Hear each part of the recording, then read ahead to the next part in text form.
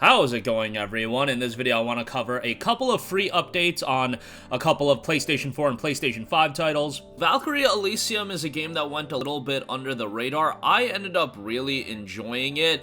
Definitely has its fair share of issues, and I don't know if it's a game I would drop $60 on, but it is getting an update that's making it even bigger. We'll talk all about that. Dying Light 2, another game I would say very similar things about, a game that I really did enjoy. Don't know if it was worth $60, but you can get it much cheaper now. It's getting its first piece of narrative-based DLC. We'll talk all about that, as well as the update that is dropping, and if we can end it with another topic of a game that may or may not be worth $60, in my opinion, it very much is. I know everybody's gonna have their eyes on God of War Ragnarok today, but Sonic Frontiers dropped yesterday, and I want to talk a little bit about that game at the end of this video, give you guys my initial impressions. Didn't want to do a whole video about it, just because I haven't completed the game yet, but do want to give you guys a heads up on that, because I am really enjoying that game a lot more than I thought I would. Is it perfect? Absolutely not, but is it pretty damn good? I do think so. Alright, first of all, Valkyrie Elysium is getting bigger. A new update is available for the game today, adding a new game mode, newer higher difficulty options, and an awesome new endgame mode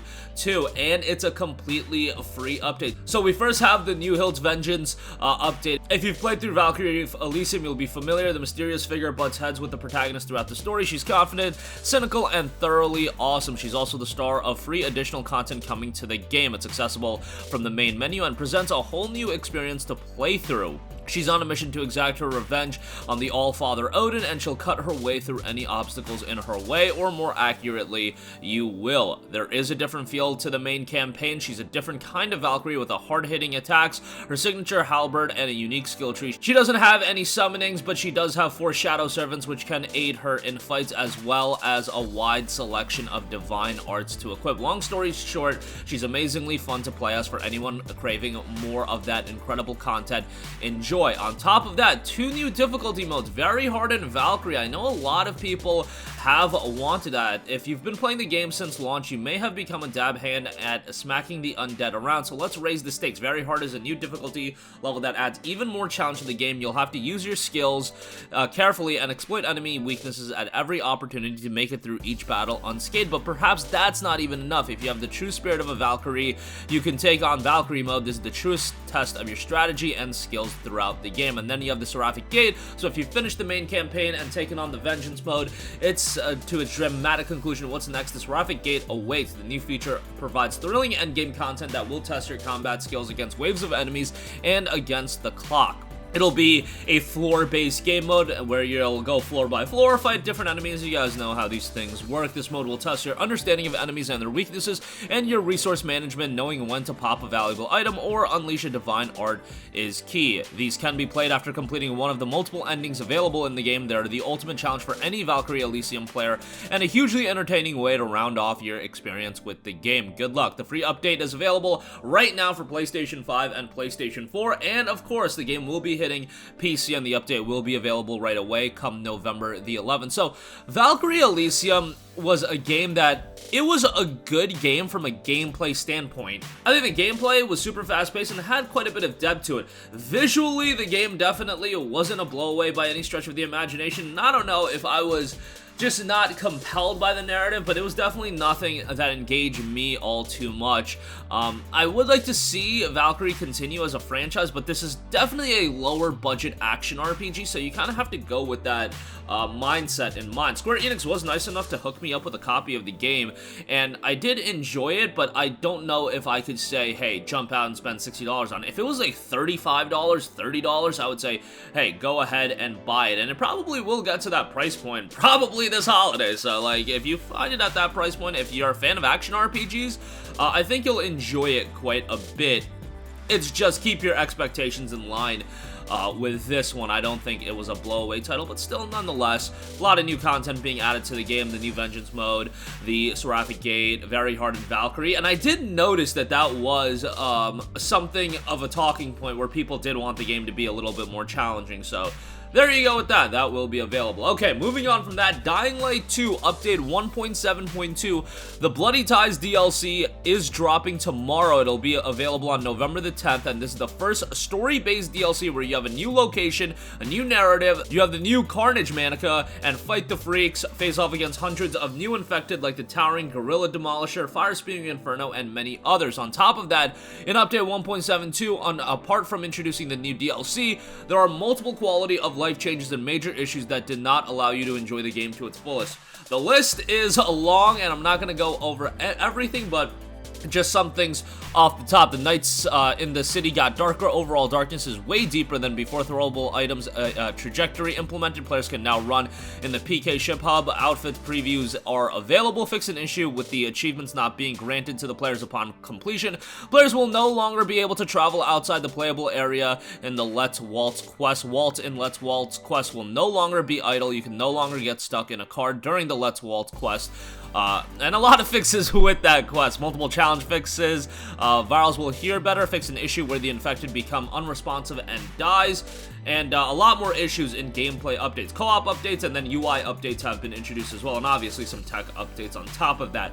Dying Light 2, yet another game. Absolutely not worth $60, but nobody's spending $60 for the game anymore. You could probably get it on sale for like $30. And honestly, come Black Friday, easily can see this get down to $25 or even $20. I think there was a brief moment where Dying Light 2 was available at like Walmart for 20 bucks, and I was telling everybody, yo, go pick that up. 20 bucks for Dying Light 2 is crazy. But you could also be of the mindset, hey, if what happened in the past is gonna happen in the future, with Dying Light 1 getting a billion different versions, it just getting updated and updated for years and years, well, ultimately, Dying Light 2 is just going to become a better and better experience. It's going to get more DLC, it's going to get more quality of life fixes, it's going to get more free updates, it's going to get more content, and it's just going to be better, and eventually they'll release, like, the Platinum Edition, and it'll be, like, 20 bucks, and you'll make out like a bandit at that point. Bear in mind, to make out like a bandit, you'll have to wait probably 3 to 4 years before that edition comes out, because the Platinum Edition, I believe, came out for Dying Light 1 in 2021, and the game initially dropped in January of 2015, so, you know, like, you keep your expectations in line as far as that's concerned. But nonetheless, this new update will be dropping on November the 10th. Lastly, I want to give a quick mention. Just want to give you guys my quick initial impressions as well. I know God of War Ragnarok, the game everybody picking up today, but Sonic Frontiers is a game I am really enjoying. A lot more than I saw some of the reviews. I mean, the review scores are fine. It's at like a 73, which I know a lot of people are going to scoff at the idea of a 73 for Sonic Frontiers. But a 73 for a Sonic game, I'm like, yo, that's like pretty good. Like, we played Sonic in the Black Knight. We played some absolute trash Sonic games in the past. So 73, I'll take that to the bank for a Sonic title. I am really enjoying a lot of elements of this game. I think the soundtrack's absolutely excellent. Like, that's probably the element that stood out to me right away. Visually, I've experienced like a grotesque amount of pop-in, so hopefully they do remedy that, because the pop-in in this game is just crazy. Like, I was like, what is going on? Because the game isn't, like, the game looks good. It's nice to have these open levels and whatnot, but like, to that level of pop-in, I'm like, yeah, this is some nonsense going on right now. But the exploration, I think, is great. The classic Sonic levels, I think, are really well done. I think they've integrated some of these classic Sonic gameplay elements into the open world very effectively. Obviously, the combat has been the point of contention for a lot of people, and while I agree it's not like blowaway, and it's definitely a little clunky at times, I think that's the best word to say, I think foundationally, the combat has a lot of potential, and if this is where Sonic's going to go in the future, I think they've laid out really, really solid building blocks for them to develop Sonic Frontiers. Let's say they do Sonic Frontiers 2 or whatever they want to call the game.